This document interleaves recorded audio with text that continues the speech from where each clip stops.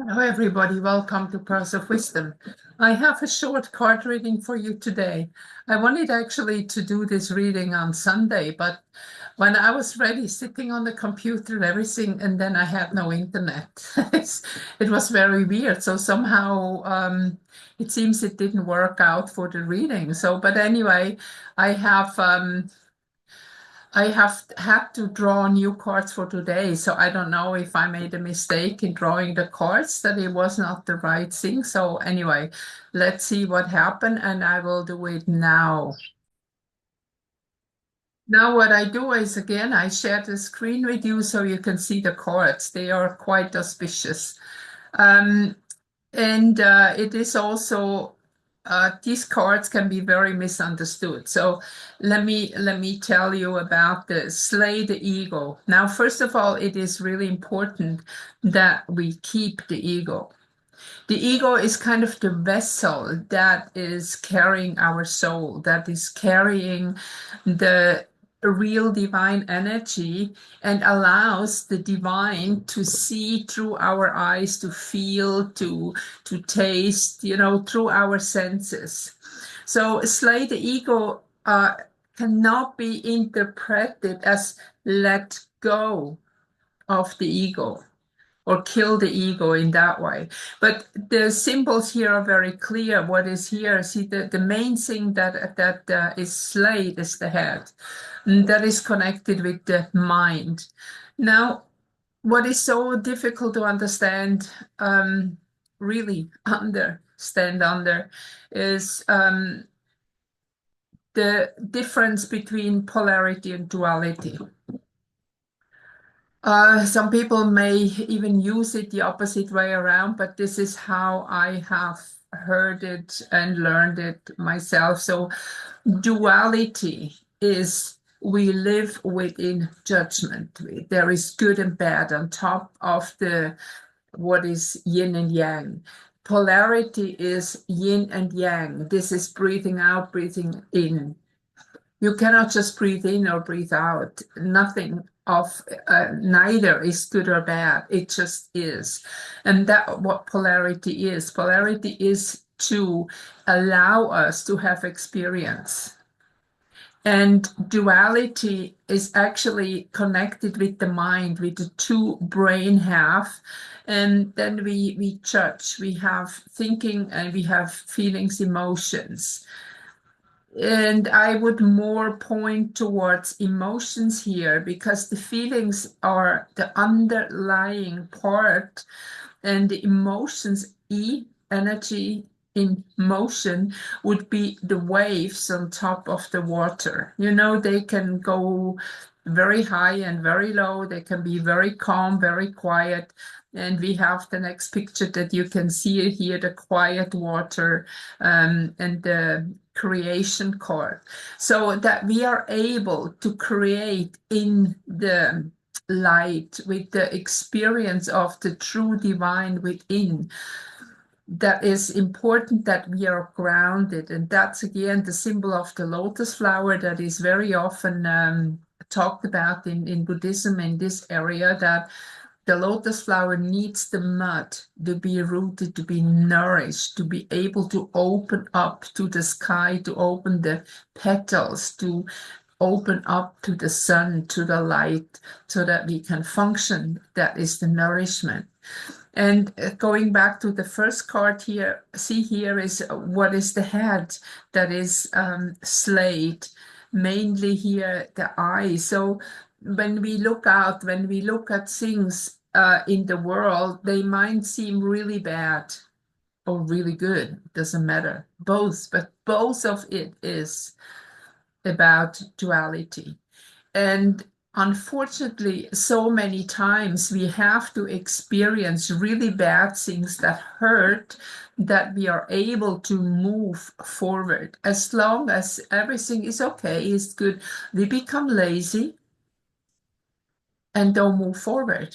So people who are in a process of awakening, in a process of moving forward into a higher consciousness, especially now, and especially also the last year, this was really an accumulation of a lot of negative stuff that came up.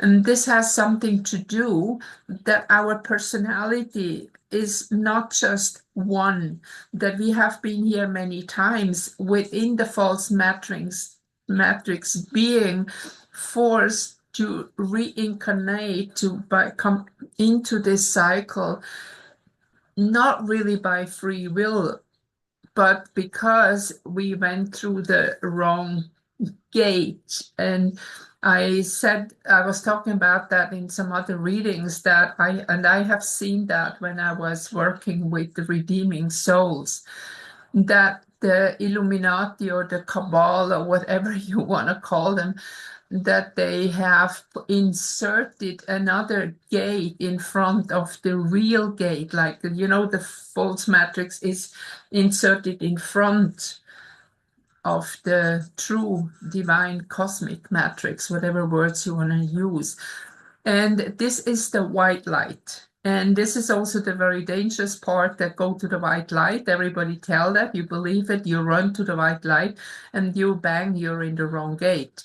And this is the gate that just kind of processes you and reincarnate you again and again and again as food for the dark ones. Now, in all this time, there is karma that has been accumulated, and most likely it's always about the same thing. I can see from myself and from many others I've been working with, that there is like a red thread through all these lifetimes that bring a couple topics that are always involved in every life.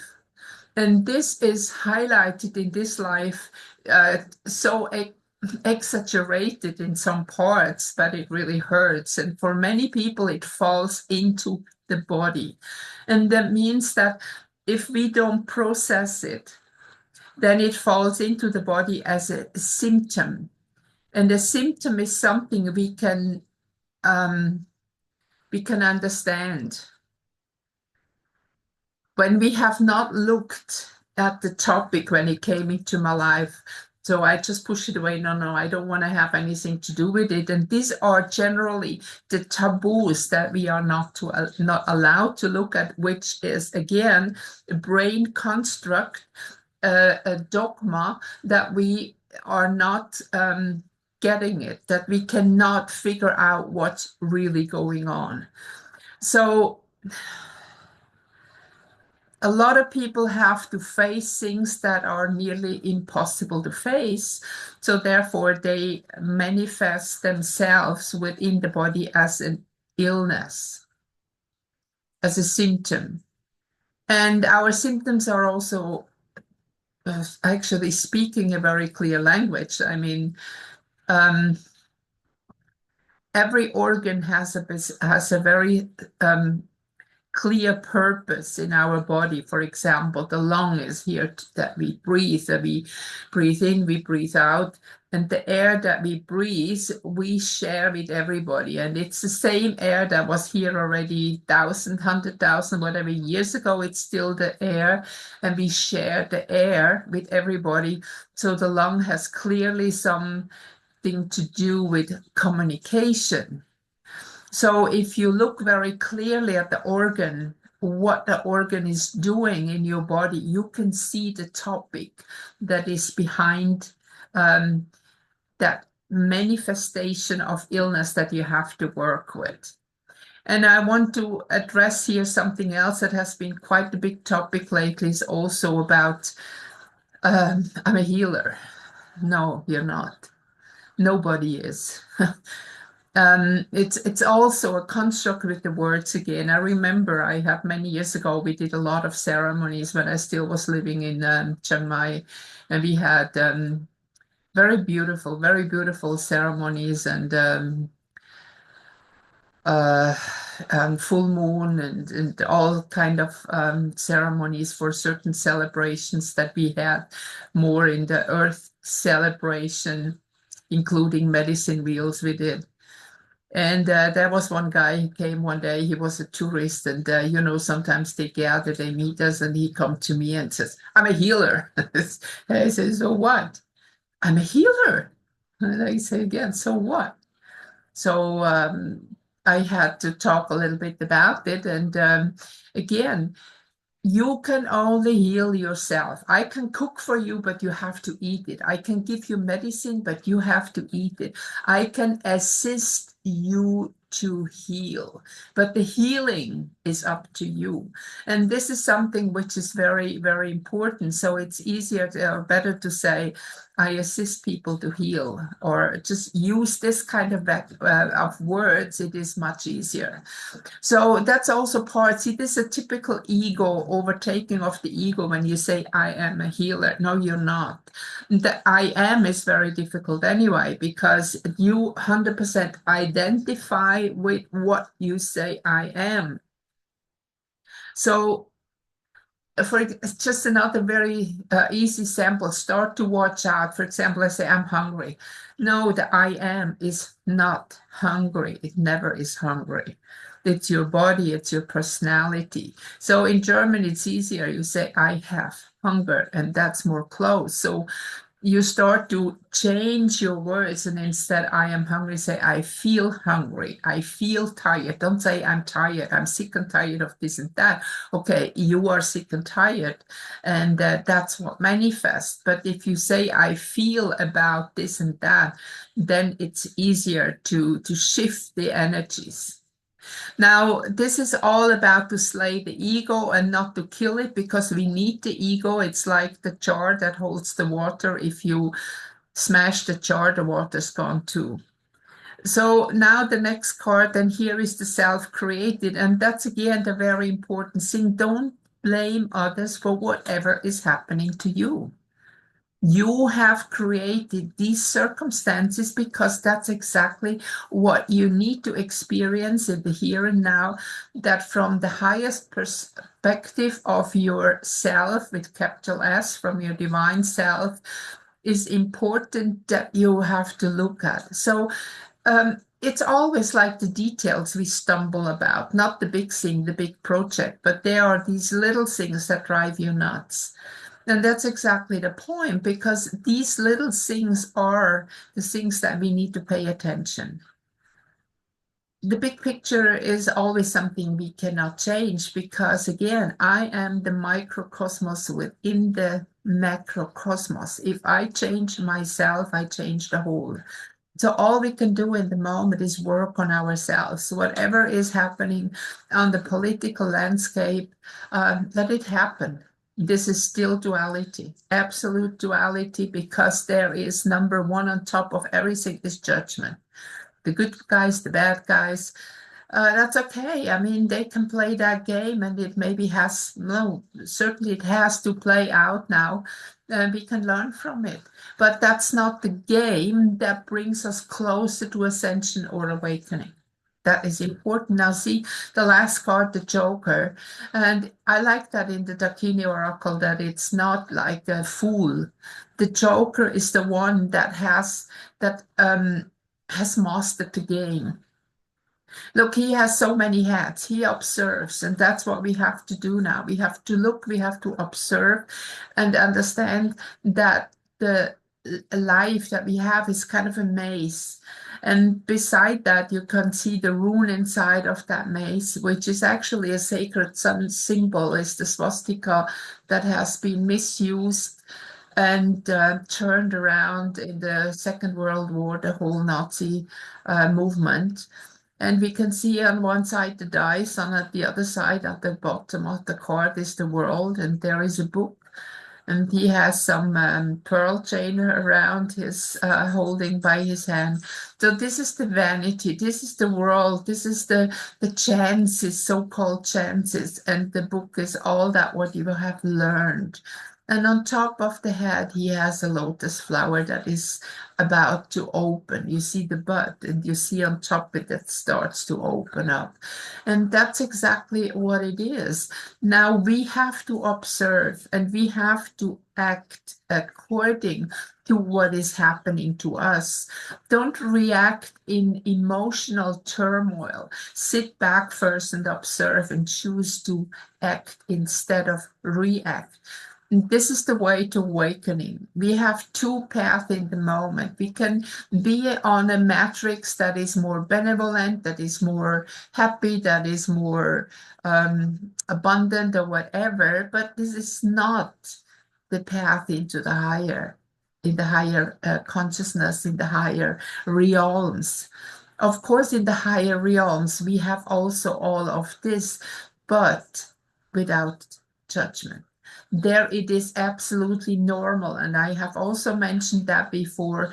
I have very often still dreams and visions about realm I have been before, or a part of me still there, more or less like this, that there is no money. Like, I just give you very worldly samples now. It's not there, it's not the same there. But like, if I want to go to Europe to visit my family, I just book a plane and go. I don't need to pay any money. If I go to the market and buy stuff, I just go and get it. And everybody is aware that they contribute part of to the society, to everything. Everybody has a certain skill or skills that they contribute. And of course, there is much, much more sophisticated way how to do things. So maybe I would say in easy words, the labor per day is maximum 3-4 hours.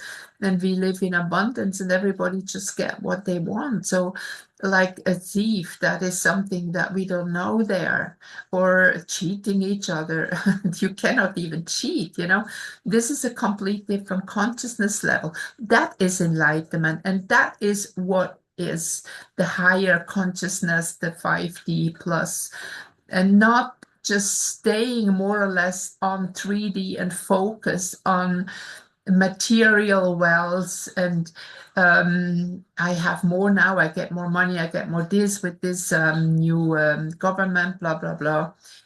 We have to go a step further, but this is the big trap. Now understand, this is the trap for ascension in the moment. That might be tough. As always, I'm used that people call me a tough cookie. And that's fine. I'm not in the New Age movement. I've been kicked out all the time because people didn't like what I say. So you have to choose for yourself again. Do you want to go up in a higher consciousness level, or you just want to have a more easy life but stay on duality, or you want to move into the true part of polarity to experience that the divine within you sees through your eyes and experience through your physical body. And that is the decisions that we have to make now, especially now in this year of the snake. In a way, this energy is up. And I was seeing a snake that was just coming to my house, a very poisonous one, by the way. And the snake just come and kind of give me the message that now I'm coming.